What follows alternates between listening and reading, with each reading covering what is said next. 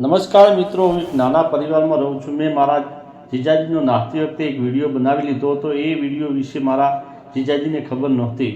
હું એ વિડીયોને દરરોજ રાત્રે સૂતી વખતે જોતી હતી.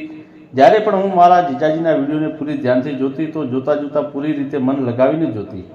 આના વિશે વિચારું છું તો મારા જીસમમાં ધુજારી આવી જતી હતી. મારા અંદર એક અજીબ બેચેની શરૂ થઈ જતી હતી. હું મારી જાતને શાંત કરવાની કોશિશ કરતી પણ એવું થઈ શકતું નહોતું. એ વાત મારા મનમાંથી નીકળતી જ નહોતી. ગમે તેટલી કોશિશ કરી પણ મારાથી રહેવાતું નહોતું. હું વિચારતી કે ક્યારેક હું મારા જીજાજી સાથે ફિઝિટિંગ થઈ જાઉં, જેથી હું મારી છટપટતી જવાનીને અને મારા મનને શાંત કરી શકું. કારણ કે મારા લગ્નને હજુ ઘણો સમય હતો. બેચેની શાંત કરવી પણ ખૂબ જ જરૂરી હતી, કારણ કે આ વાત કોઈ પાડોશીના છોકરાને કહી શકાય તેમ નહોતી. મોહલ્લાના કેટલાય છોકરાઓ ઘણા દિવસોથી મારો પીછો કરી રહ્યા હતા. મેં મારા જીજાને જોઈને પોતાની જાતને રોકી શકી નહીં અને જોશમાં આવીને એ કામ કરી બેઠી જે મારે નહોતું કરવું જોઈતું હતું. થોડા દિવસ પછી એવું થયું કે મારા ઘરમાં કોઈ નહોતું. મારા મમ્મી પપ્પા કોઈ સંબંધીના લગ્નમાં ગયા હતા. ઘરમાં હું અને મારા જીજાજી એકલા હતા. મારી કોલેજ હતી પણ રજા મળી રહી નહોતી, કારણ કે મારા પેપર ચાલી રહ્યા હતા. હું વિચારી હતી કે હું અને જીજાજી આજે પૂરી મજા લઈએ. તે દિવસે પેપર આપીને હું જલ્દી ઘરે પાછી આવી ગઈ. પણ જીજાજીએ પણ દુકાન પર ઘણું કામ હતું, તેથી તેઓ ઘરે જ રોકાઈ ગયા. અમે બંને સાળી જીજા ઘરે એકલા હતા.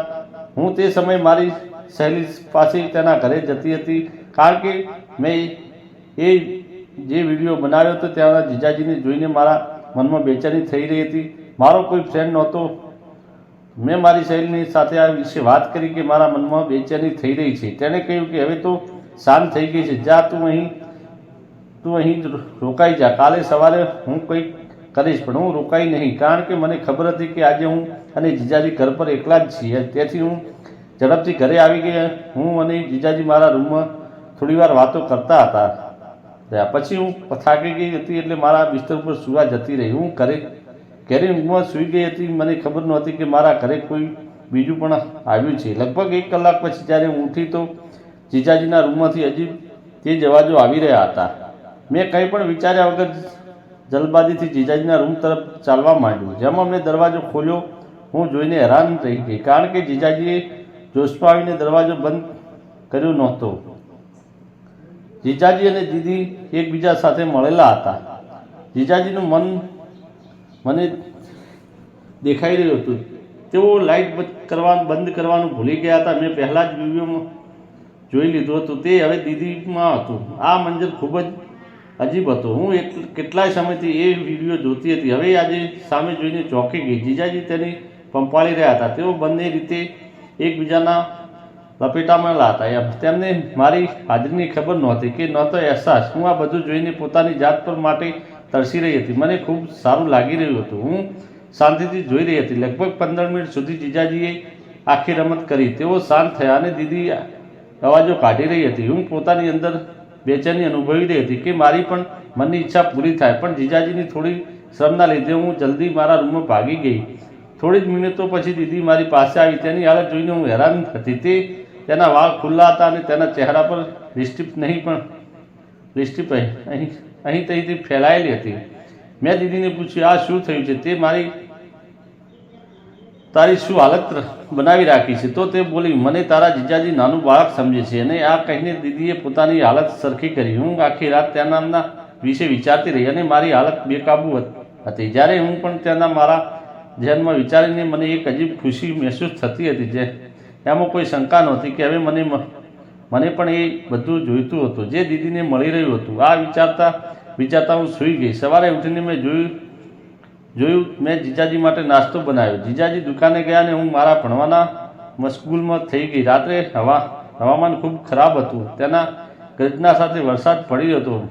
મોડે સુધી આંધી ચાલી રહી હતી. વરસાદ શરૂ થયો. વરસાદ એટલો તેજ હતો કે લાઇટ પણ જતી રહી હતી. હું મારા રૂમમાં બેઠી હતી. ત્યારે જ મને યાદ આવ્યું કે આજે મને મોકો મળ્યો છે. પવન ખૂબ તેજ હતો એટલે મને ડર લાગી રહ્યો હતો. હું જીજાજીના રૂમમાં ગઈ અને કહ્યું, જીજાજી, શું હું આજે અહીં સૂઈ શકું છું? આ કહીને જીજાજી સાથે એક બેડ પર સૂઈ ગઈ.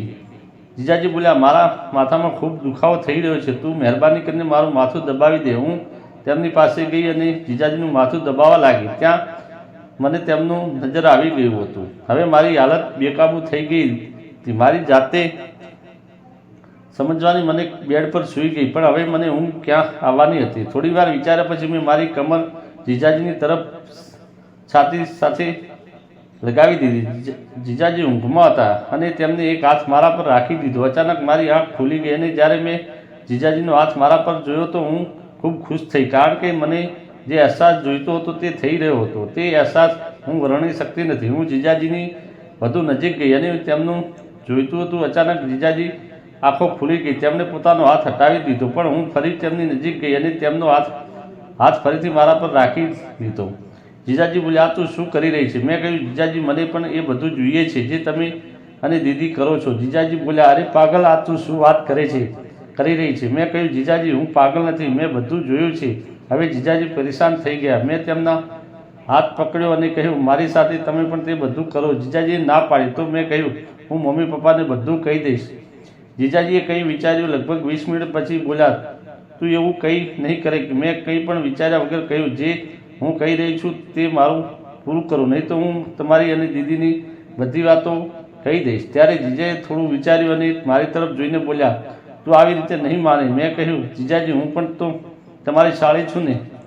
વરસાદવાળી રાતે એ બધું થઈ ગયું ને જે મારા મનની ઈચ્છા હતી તે હવે હું અને જીજાજી બંને સુકૂનમાં હતા અને સૂઈ ગયા. સવારે મેં જીજાજીને કહ્યું, જીજાજી કોઈ વાંધો તો નથી ને? તે જીજાજી બોલ્યા, ના, હવે તું કોઈને કંઈ કહેતી નહીં, પણ તે રાત્રે મારી જિંદગીની યાદગાર રાત હતી, કારણ કે તે મારા જીજાજી હતા. બાકી આ ખેલ હું રમી શકતી નહોતી. આ રીતે મેં મજા લીધી હતી. મિત્રો, આવી રસપ્રદ વાર્તાઓ સાંભળવા માટે અમારી ચેનલને સબસ્ક્રાઈબ જરૂર કરજો અને વિડીયોને લાઈક કરવાનું ભૂલતા નહીં. ધન્યવાદ.